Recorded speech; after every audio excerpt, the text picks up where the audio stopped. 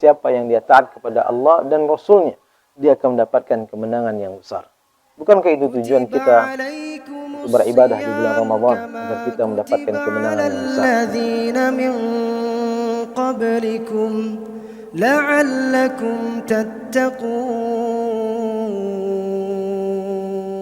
Bismillahirrahmanirrahim. Assalamualaikum warahmatullahi wabarakatuh. Alhamdulillahirabbil alamin wa bihi nasta'in ala umuri dunya waddin. Asyhadu an la ilaha illallah wahdahu la syarikalah wa asyhadu anna Muhammadan abduhu wa rasuluh la nabiyya ba'da, amma ba'd. Kaum muslimin dan muslimat yang dimuliakan Allah Subhanahu wa taala, sering kita mendapatkan di antara sebagian kaum muslimin melakukan peringatan terhadap hari turunnya Al-Quranul Karim, atau kita kenal dengan peringatan Nuzul Quran. Di antara mereka memiliki keyakinan bahwa peringatan Nuzul Quran tersebut adalah satu sunnah yang harus dihidupkan. Akan tetapi, apakah benar seperti itu?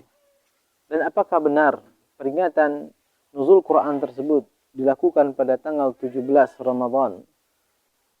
Maka ini perlu untuk kita mengkaji dan perlu untuk kita yaitu memperhatikan agar kita tidak terjatuh kepada sesuatu yang menyelisih sunnah Nabi sallallahu alaihi wasallam. Kaum muslimin yang dimuliakan Allah Subhanahu wa taala, Allah Subhanahu wa taala menurunkan Al-Qur'an tersebut ada dalam dua tahap. Yang pertama, Allah Subhanahu wa taala menurunkan Al-Qur'an secara sekaligus jumlatan, yaitu ke Baitul Izzah, langit dunia. Dan itu pun sekaligus.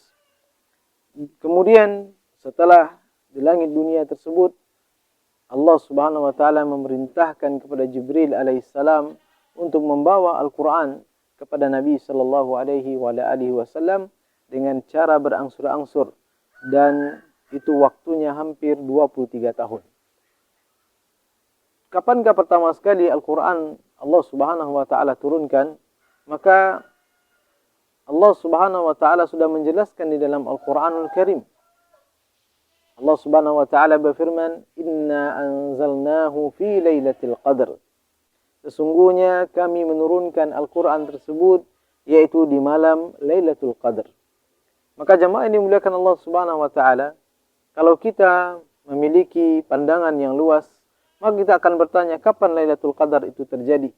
Maka Lailatul Qadar itu terjadi, dikabarkan oleh Nabi sallallahu alaihi wasallam, adalah di 10 hari terakhir di malam bulan Ramadan.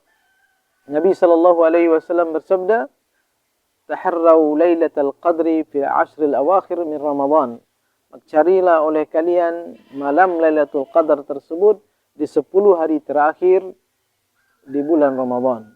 Maka jelas bahwa peringatan Nuzul Quran yang dilakukan tanggal 17 Ramadan adalah sesuatu yang tidak sesuai dengan apa yang Allah Subhanahu wa taala sampaikan di dalam Al-Qur'anul Karim, dan juga tidak sesuai dengan apa yang dijelaskan oleh Nabi sallallahu alaihi wasallam di dalam sunnahnya, dan juga tidak sesuai dengan pengamalan para generasi salafus saleh, bahwa tidak ada satupun di antara mereka yang memperingati hari Nuzul Quran tersebut.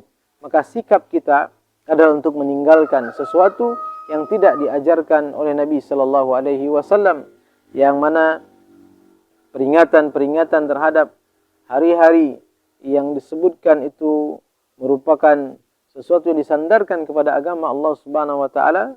Contohnya adalah peringatan hari Nuzul Quran ini adalah sesuatu yang tidak dikenal di zaman para sahabat, para tabi'in dan atba'ut tabi'in, dan dari generasi salafus salih. Maka oleh sebab itu Nabi kita Muhammad sallallahu alaihi wasallam beliau bersabda, "Man ahdatsa fi amrina hadza ma laysa minhu fawarad." Barang siapa yang dia melakukan, membuat sesuatu perkara-perkara baru dalam agama ini yang dia anggap itu adalah ibadah, maka Nabi sallallahu alaihi wasallam mengatakan amalnya tersebut tertolak oleh Allah Subhanahu wa taala.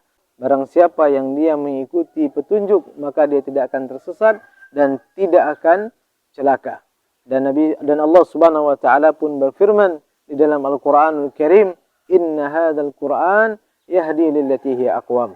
Sesungguhnya Al-Qur'an ini maka dia menunjuki kita kepada jalan yang sangat lurus. Maka ikuti Al-Quran, jadikan Al-Quran ini sebagai panduan kita dalam mengarungi kehidupan dunia agar kita menjadi orang yang selamat.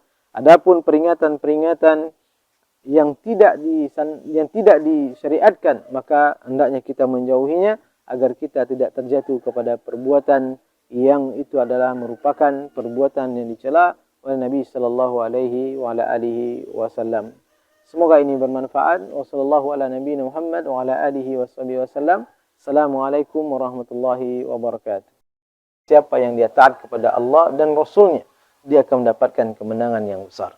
Bukankah itu tujuan kita untuk beribadah di bulan Ramadan, agar kita mendapatkan kemenangan yang besar? لعلكم تتقون